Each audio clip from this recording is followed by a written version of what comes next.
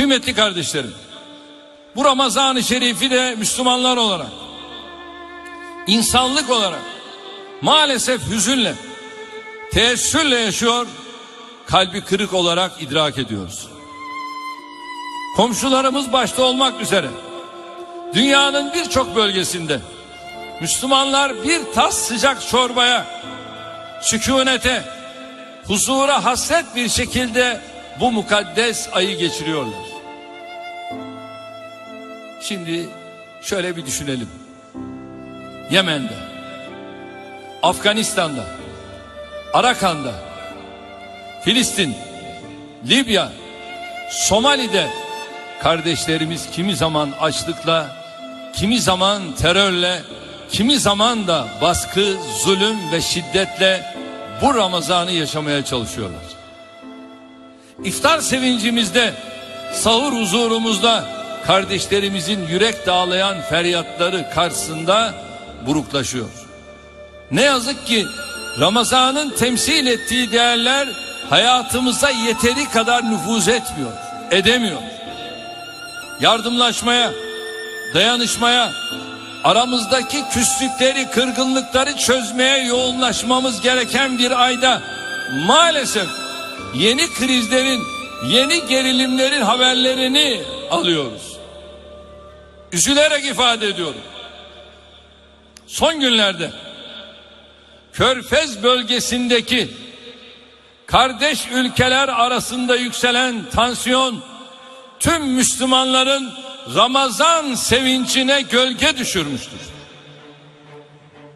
İslam dünyasının birçok sorunla, sıkıntıyla boğuştuğu bir dönemde buna yenilerinin eklenmesi yanlıştır.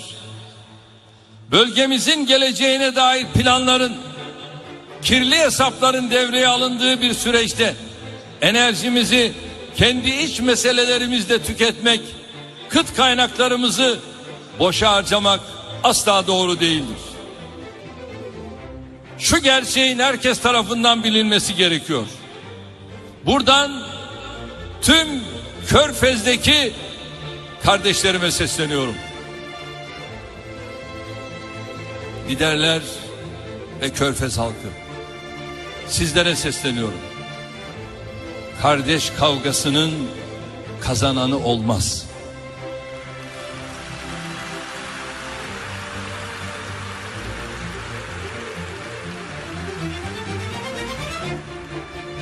İftiralarla bir yere varılmaz. Böyle bir kavganın kazanan tarafı bölgemizdeki istikrarsızlıktan, gerilimlerden, kan ve gözyaşından beslenen odaklar olacaktır. Nitekim kriz simsarları daha hadisenin ilk anlarından itibaren bu konudaki mutluluklarını dile getirmekten çekinmediler. Müslüman basiret ve feraset sahibi insandır. Müslüman bir ısırıldığı delikten ikinci kez ısırılmayacak kadar akıllı insandır. Bizim müminlere has teenniyi öne çıkartarak bu tezgahı bozmamız, kaos tacirlerinin heveslerini kursaklarında bırakmamız gerekiyor.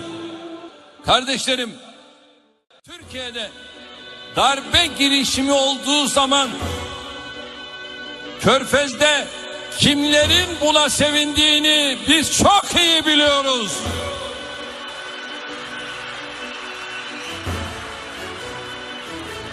Birilerinin istihbarat örgütleri varsa bizim de istihbarat örgütümüz var.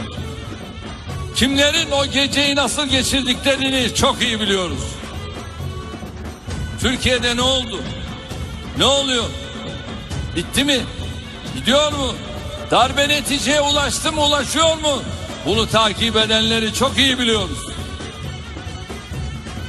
Nasıl paralar harcandığını çok iyi biliyoruz. Şimdi biz aç veya susuz veyahut da Katar'daki kardeşlerimizin yanında olmak, onlara gıda yardımında bulunmak, onlara gıda ihraç etmek, ilaç vesaire ihraç etmekten dolayı rahatsız olanlar var. Kusura bakmayın. Biz Katar'a her türlü desteği vermeye devam edeceğiz.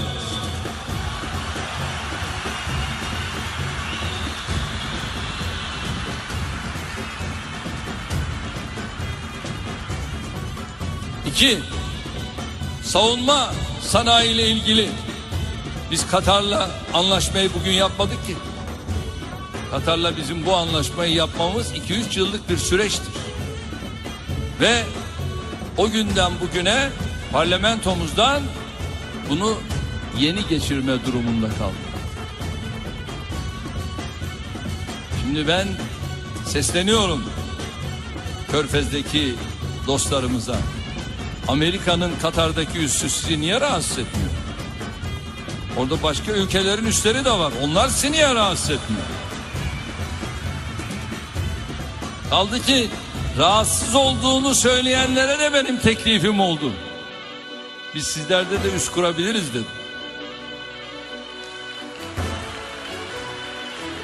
Bana o zaman bir değerlendirelim dediler. Şimdi bundan rahatsız oluyorlar. Değerli kardeşlerim, parlamentoda büyük bir oy çoğunluğuyla bunun onanmasından dolayı onay verenlere özellikle milletim adına teşekkür ediyorum. Çünkü biz mazlumun yanında olmaya devam edeceğiz.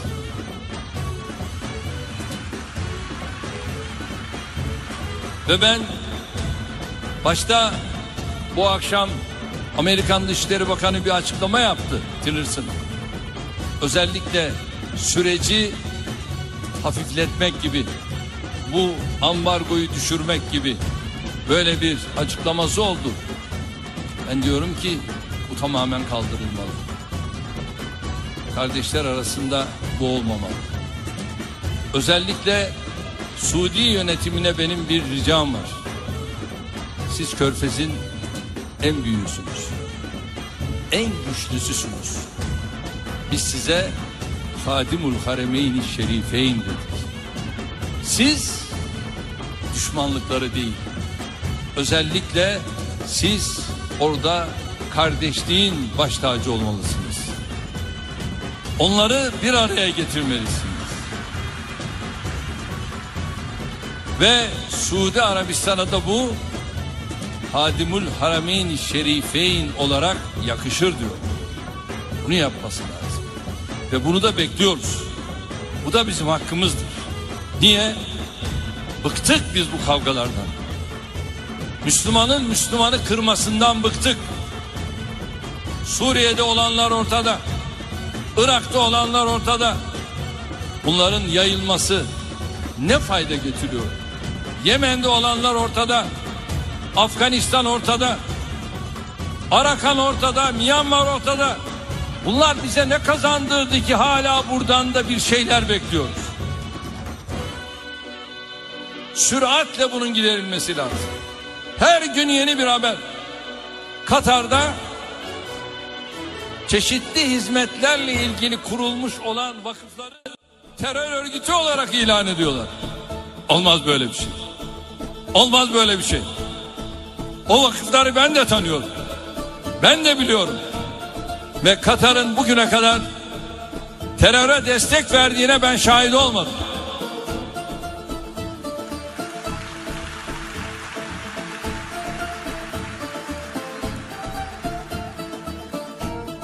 Ve şurada son 1-2 haftaya kadar bu kadar iyi münasebetleri olan Körfez ülkelerine şimdi ne oldu da dost Körfez'deki bu kardeşlerini terör ülkesi olarak ilan ediyorlar? Anlamak mümkün değil. Kusura bakmasınlar. Biz Katarlı kardeşlerimizi yalnız bırakmayacağız.